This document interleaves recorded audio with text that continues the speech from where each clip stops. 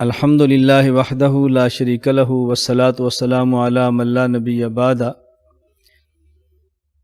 میں نے آپ کے سامنے علامات قیامت پر تفصیل سے بات کی ہے۔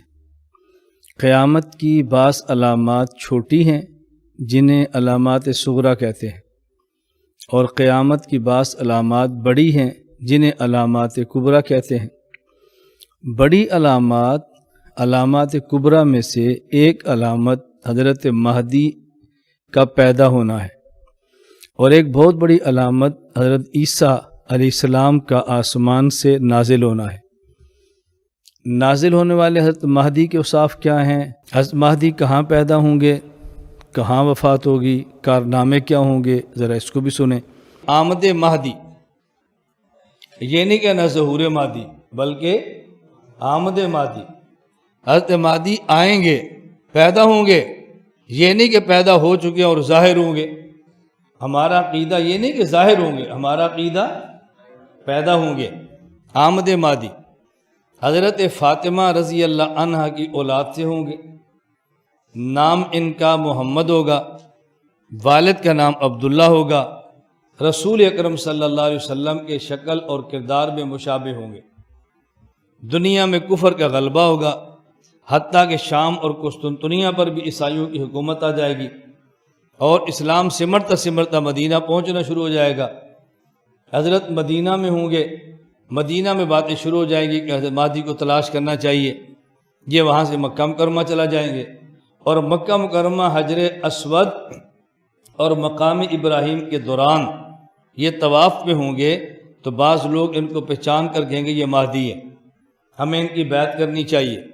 اور اس وقت غیب سے آواز بھی آئے گی کہ یہی مہدی ہیں جو اللہ کی طرف سے حاکم اور خلیفہ متعین ہیں، اور لوگ ان کی وہاں بیعت شروع کر دیں گے۔ حضرت مہدی وہاں سے مدینہ آئیں گے، رسول اللہ صلی اللہ علیہ وسلم کی قبر مبارک کی زیارت کریں گے۔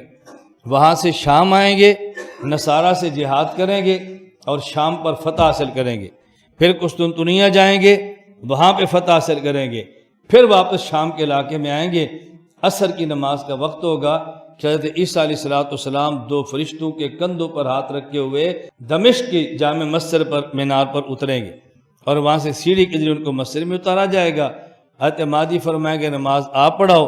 عیسیٰ علیہ السلام فرمائیں گے میں نے تو دجال کو قتل کرنا ہے، میری وہ ذمہ داری ہے، مصلی آپ کے نماز آپ خود پڑھائیں۔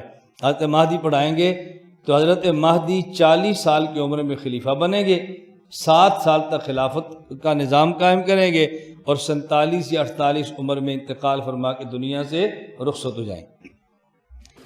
حضرت عیسیٰ علیہ السلام کہاں نازل ہوں گے، کیا کام فرمائیں گے، اور کہاں ان کی وفات ہوگی، ذرا اس کو بھی دیکھ لیں۔ نزول عیسیٰ حضرت عیسیٰ علیہ السلام 32 سال کی عمر میں اللہ نے ان کو آسمان پہ اٹھایا ہے، بغیر باپ کے حضرت مریم کے پیٹ سے پیدا ہوئے۔ اور حضرت عیسیٰ علیہ السلام وہ شخص ہیں جو پیدائشی طور پہ نبی تھے۔ باقی انبیاء تو 40 سال کے بعد اعلان نبوت ہوتا نا، اور یہ پیدائشی طور پہ نبی تھے۔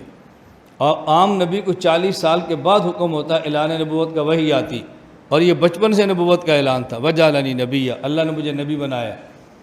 32 سال کی عمر میں اللہ رب العزت نے ان کو زندہ آسمان پر اٹھا لیا ہے۔ قرآن کریم میں ہے اذ قال اللہ یا عیسیٰ انی متوفیک ورافعک الیہ۔ یہاں متوفی کا پہلے ذکر کیا اور رافع کا بعد ذکر کیا۔ اس سے جاوید احمد خامدی نے امت کو دھوکہ دیا کہ دیکھو عیسیٰ علیہ السلام پر وفات آئی ہے اور اللہ نے آسمان پہ اٹھا لیا ہے، اور عیسیٰ علیہ السلام پہ موت آنا یہ کوئی عیب تو نہیں ہے، اور انبیاء پر بھی موت آئی ہے، اللہ کے نبی پر موت آئی ہے، عیسیٰ علیہ السلام پر موت آ گئی تو یہ کون سا عیب ہے؟ اور قرآن کی ترتیب بتا رہی ہے کہ ہم آپ کو وفات دیں گے، آپ کو اٹھا لیں گے، اور مطہر اور یہودیوں کے ہاتھوں سے آپ کو مسلح ہونے سے بچا لیں گے۔ تو یہودی ان کی لاش کا مسلح نہیں بنا سکے، بلکہ زندہ آسمان پہ اٹھا لیا ہے۔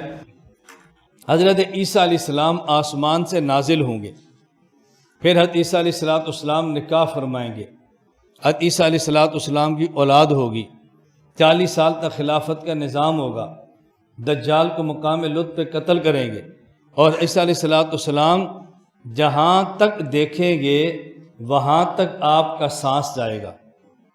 ناک سے بندہ سانس لیتا ہے نا، پھر باہر نکالتا ہے، جب سانس نکالیں گے تو جہاں تک نگاہ ہے وہاں تک جائیں گے، اور یہاں تک جتنے کافر ہوں گے، جس کو سانس لگتا جائے گا وہ کافر اپنی موت مرتا جائے گا۔ چند دنوں کا معاملہ صفائی ہو جائے گی، پھر اس کرۂ ارض پہ کوئی کافر موجود نہیں ہوگا، سب ایمان والے موجود ہوں۔ بالآخر عیسیٰ علیہ السلام مدینہ منورہ جائیں، وہیں ان کا انتقال ہوگا، اور آج بھی چوتھی قبر کی جگہ خالی ہے، حضرت عیسیٰ بن مریم کو وہاں پہ دفن کر دیا جائے گا۔ یہ میں نے دو باتیں بطور خاص اس لیے کی ہیں کہ ابھی کچھ عرصہ قبل ملیشیا میں ایک آدمی نے مہدی ہونے کا دعویٰ کیا جس کا نام مصطفیٰ ہے۔ کچھ لوگوں نے پاکستان میں دعویٰ کیا، عدالتوں نے سزائیں دیں، وہ جیلوں میں گئے۔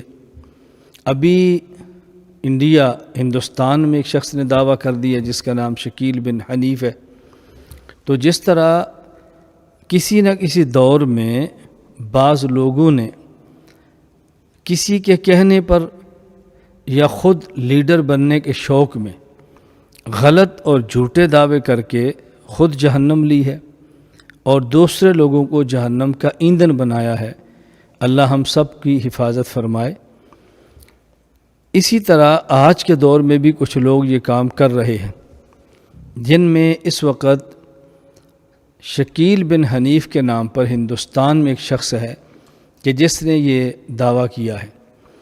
آپ اس کا بیک گراؤنڈ دیکھیں، آپ اس کا پس منظر دیکھیں، آپ اس کا نام دیکھیں، پیدائش کی جگہ دیکھیں، تعلیم دیکھیں، اس کے کام نہیں کرتوت دیکھیں، مسلمانوں میں تفریق کا سٹائل دیکھیں، تو کیا ایسا شخص مہدی ہو سکتا ہے؟ بجائے مہدی ماننے کے مزید لوگ اس کو عیسیٰ بن مریم مانے، کیا ہو سکتا ہے؟ حضرت عیسیٰ علیہ السلام بغیر والد کے پیدا ہیں، والدہ کا نام مریم ہے، اللہ رب العزت نے زندہ آسمان پہ ان کو اٹھایا ہے، آسمان سے پہلے، قیامت سے پہلے آسمان سے نازل ہوں گے۔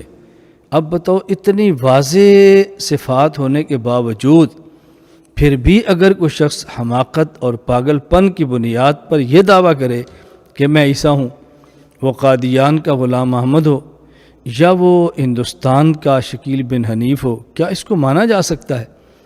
اسی طرح مہدی ہونے کا دعویٰ کرنے والا کو ملیشیا کا ہو یا یہ دعویٰ کرنے والا کو ہندوستان کا ہو، کیسے تسلیم کیا جا سکتا ہے؟ اس لیے میں پوری دنیا کے مسلمانوں سے عموماً اور ہندوستان کے عوام اور مسلمانوں سے خصوصاً یہ گزارش کروں گا کہ اس فتنہ شکیل سے ہوشیار رہیں، اس فتنے سے دور رہیں، اس فتنے کا تعاقب کریں، اور وہ ہمارے علماء، وہ ہمارے دین کا درد رکھنے والے لوگ جو اس فتنے کا تعاقب کر رہے ہیں، ان کا ہر قسم کا ساتھ دیں، ان کا تعاون کریں، اور امت کو اس فتنے سے بچانے کے لیے جس حد تک اللہ توفیق عطا فرمائے کوشش کریں، اس پر اپنا مال لگے، اس پر اپنا وقت لگے، اور اس پر اپنی جان لگے، جو خرچ کر سکتے ہیں کریں، اور فتنوں سے امت کی حفاظت کریں۔ جو شخص فتنوں سے امت کو بچاتا ہے، اللہ رب العزت اس کو اتنا بڑا اجر عطا فرمائیں گے جس طرح صحابہ کرام رضی اللہ تعالیٰ عنہم کو اجر عطا فرماتے تھے۔ تو فتنوں کے خلاف کام کرنا یہ بہت بڑی عبادت ہے، بہت بڑا کام ہے، اور یہ کار نبوت کا حصہ ہے یہ کام کرنا۔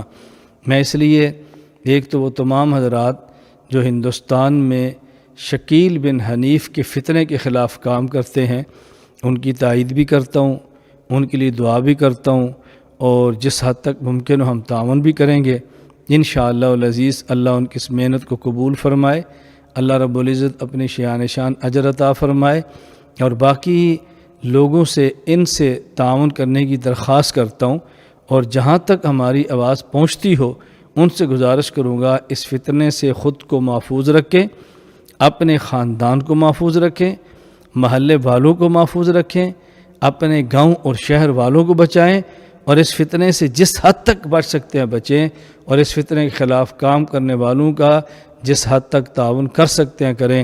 اللہ تعالی ہم سب کو اخلاص، دلائل، اعتدال اور اپنے اکابر کے ساتھ رہ کر دین کی خدمت کرنے کی